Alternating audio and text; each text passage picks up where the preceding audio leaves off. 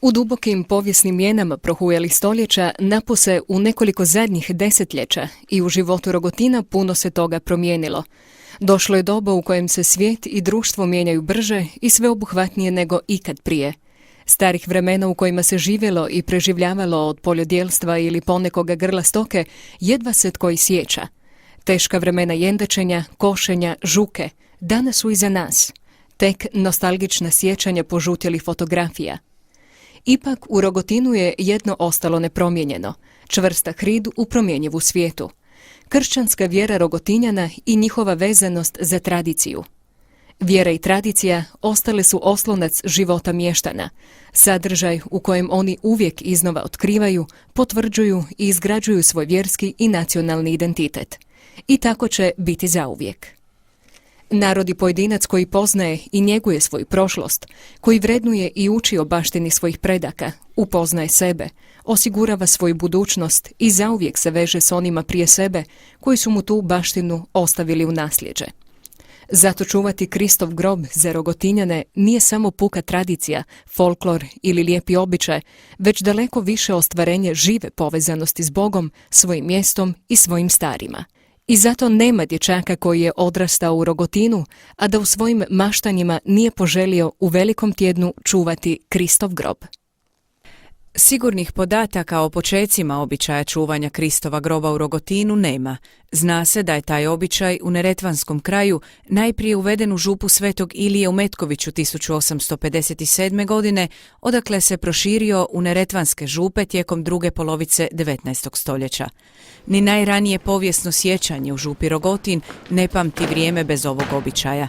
On je u Rogotinu sigurno postojao već desetljećima prije konačnog osamostaljenja župe 1919. godine. Teško je reći je li se Kristov grob čuvao i prije izgradnje današnje župne crkve Presvetoga Trojstva 1870. u manjoj crkvi vjerojatno s početka 18. stoljeća koja je stajala na njezinu mjestu. Svakako, običaj je u župi star najmanje stoljeće i pol. 1958. godine imao sam 19 godina kada su mladići odredili da se čuva grob, jeli, ko će sve to čuvat, skupili se mladost, mogao se birati koliko se htio ljudi, mladića do 20 godina starosti. Eto, ja sam sticajem okolnosti, njihovom podrškom, njihovom izabirom, privolio da idem kao komandir straže Svetoga groba i nije mi bilo teško, to sam se odazvao upravo zbog mjesta, zbog tradicije, pa i zbog osobnih interesa, jer nije mi bilo baš svejedno stupiti tako mlad, a tek sam se zaposlio, pa je bilo malo i nagađanja kako će izgleda situacija kod onih koji su pratili situacije, ko čuva, kako je dospio tu, je li moguće da je to taj i ostali koji su čuvali sve ostalo. Međutim, mi se nismo dali zavarati. Mi smo odredili, idemo mladići, nas je bilo 15. Ja za sebe mogu slobodno reći da sam nastavio tamo gdje je moj pokojni otac stao. On je čuvao davno Božji grob kad su se čuvali sa puškama. Kasnije su došle mlađe generacije koje su nastali sa kopljima, koje je napravio barbante Markota zvani Đuđa. Ja sam vam 19 godina čuvao Božji grob. Od toga 6 godina sam bio vojnik, a 13 godina sam bio zapovjednik. Čuvanje Božjeg groba u Rogotinu nikad neće doći u pitanje. Jer ova dica koju danas vidite ovdje, to je budućnost i oni to vole. Oni to su ne vole, nego oni su zavolili, a volit će cijeli život. I ko jedan put bude čuvar Božjeg groba do kraja života je to ostaje u njemu.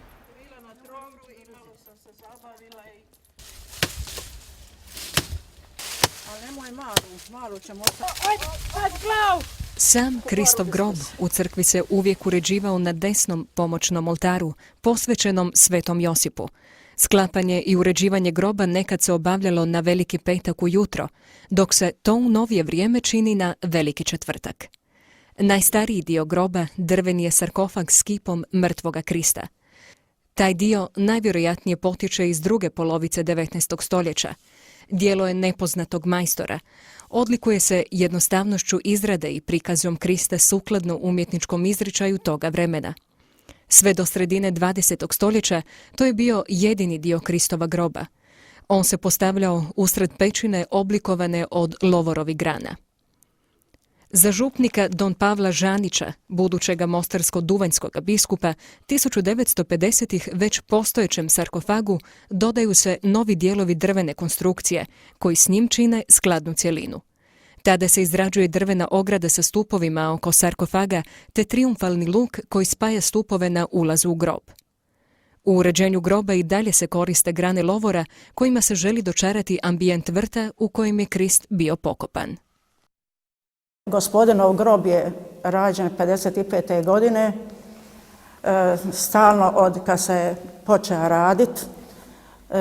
Ja sam tu prisutna, a i moje prijateljice sve, a neke su i pomrle. Marija, zvonar i ja više od 50 godina sudjelujemo pravljenju ovoga groba Božjega. I tako smo ponosne sve mi, pa bilo je i dica su bila mala i tako imali smo nekoga ko će čuvati dicu, didi i baba. Nisu se protivili da bi čuvali dicu, pogotovo kad bi se išla u crkvu praviti Sveti Božji grob i tako jer su bili dosta religiozni i uzanje sam i ja bila i to do dan danas svake godine želim da to još se održi i da sudjelujem u pravljenju groba. I svake godine nam je svaki put uvijek veća radost ga raditi, jer smo pune vjere, pune pouzdanja. Svak će reći da je njegov najbolji, ali ja mislim da je Rogotinski najbolji. U katoličkoj crkvi važno liturgijsko vrijeme je vrijeme korizme i velikog tjedna, uključujući proslavu Vazma, to jest Kristovo uskrsnuće. Korizma je vrijeme priprave za slavlje otajstva, Isusove muke, smrti i uskrsnuća kroz post, molitvu, činjenja zaokreta u svom životu, znači svakog pojedinca na osob.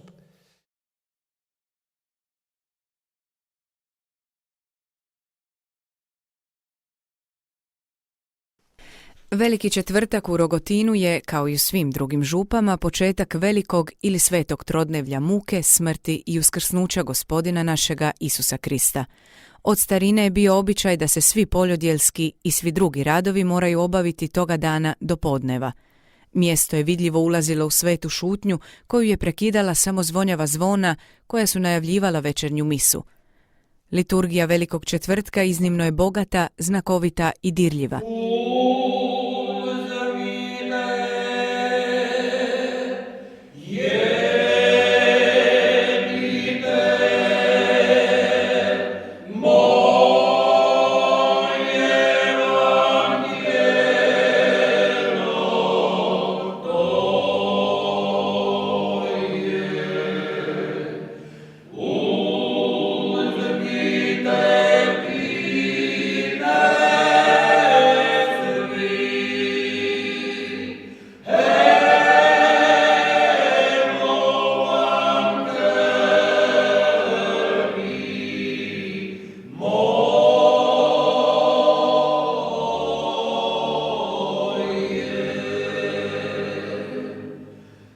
U župi Presvetog Trojstva u Rogotinu dio te znakovitosti i bogatstva sačuvan je do danas. U prošlosti, sve do nedavno, ta je liturgija bila tako bogata i složena da je trajala doslovno satima. Znakoviti obred pranja nogu mještanima apostolima služi župnik na spomen Kristove ljubavi iskazane u činu pranja nogu svojim učenicima.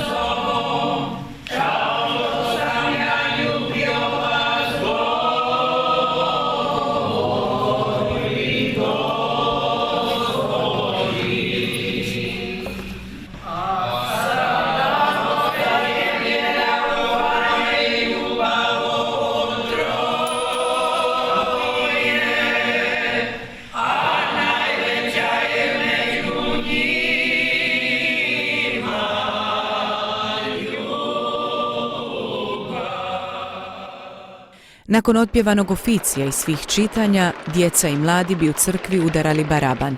Bio je to drveni štap, za tu priliku posebno izrezbaren, kojim se nekoliko trenutaka udaralo u crkvene klupe.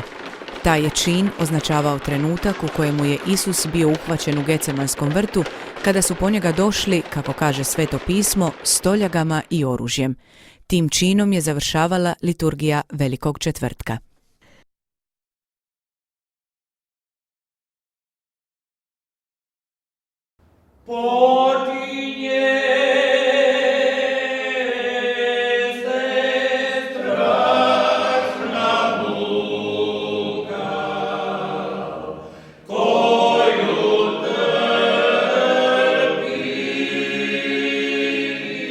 Veliki petak teološki naglasak stavlja na Isusovu muku i smrt.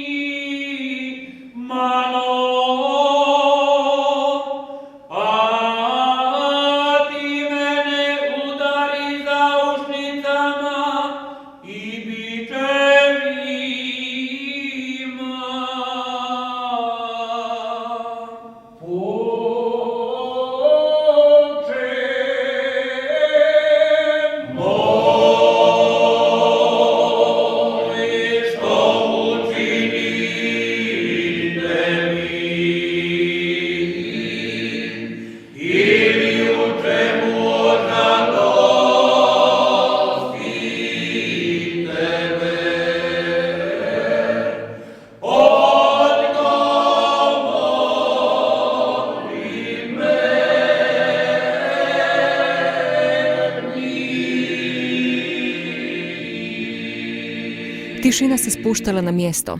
Cijelo vrijeme večernjih obreda u crkvi su se ispred Kristovog groba smjenjivale straže. Nakon propovjedi slijedilo je svečano otkrivanje križa, njegovo ljubljenje te pričest.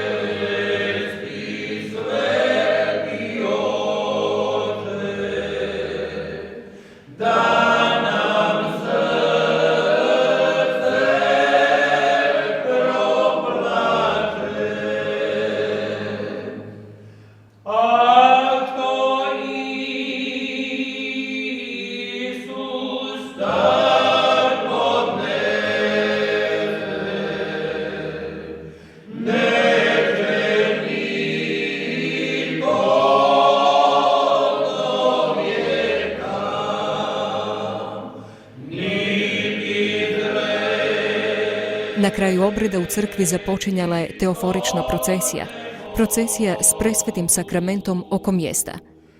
U procesiji se nose križevi, ferali, crkveni barjaci i baldahin koji prate stražari.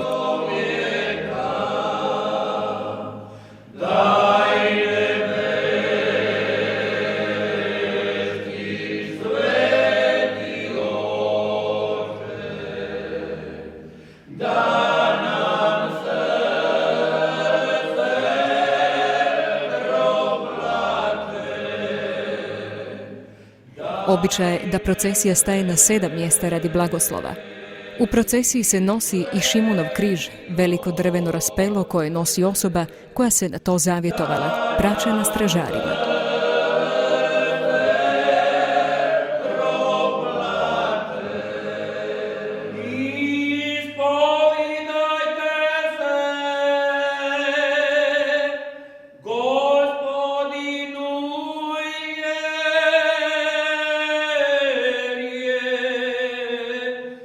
Put kojim ide procesija osvjetljen je stotinama baklji i svijeća u prozorima kuća.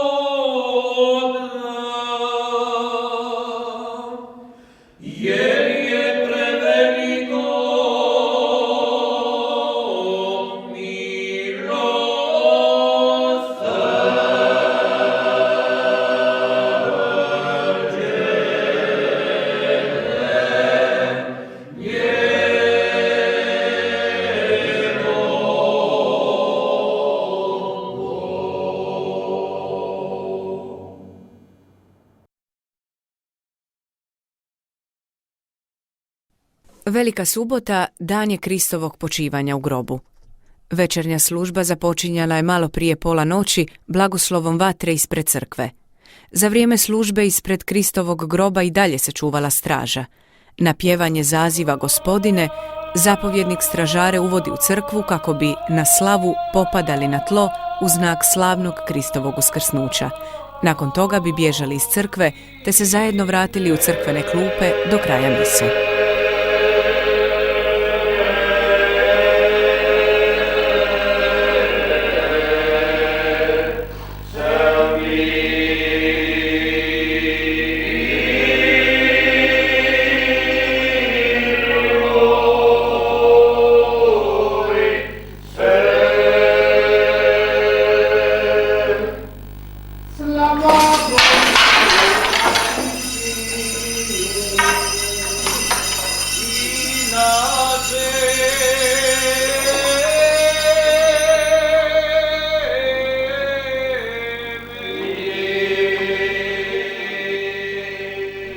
Uskrs je svjedočanstvo o tome da je Krist živ i da je s nama, da smo i mi živi sa njim živim. Sva uskrsna noć je poziv čovjeku da u ovom svijetu i životu ugleda i prepozna zoru dana Kraljevstva Božjega, početak nove stvarnosti. Uskrs nas poziva da i mi potrčimo kako bismo susreli Krista koji nam već dolazi u susret.